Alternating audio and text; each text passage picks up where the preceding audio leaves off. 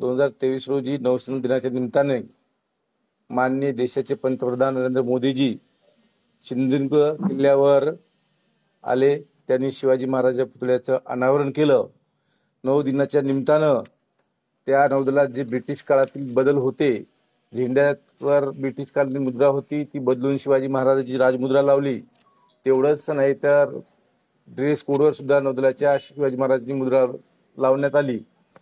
हे सर्व करत असताना त्यांनी खरं म्हणजे 70 वर्षात पहिल्यांदा कुठलेही पंतप्रधान आले नाहीत। पहिल्यांदा भारताचे पंतप्रधान आपल्या सिंधुदुर्गला आले आणि नौदल सेनेच्या स्थापना दिनी त्यांनी सगळ्या नौदल सेनेचं तर अभिनंदन केलं, पण नौदल सेनेचे खरे जनक छत्रपती शिवाजी महाराजांचा गौरव करून या भूमीला त्यांनी वंदन केलं।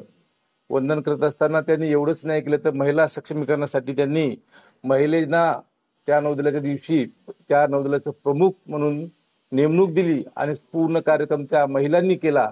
म्हणून त्यांचं आपण भारतीय जनता पार्टीच्या वतीनं व सर्व जनतेच्या वतीनं अभिनंदन करावं अशी मी त्यांना अभिनंदन करतो।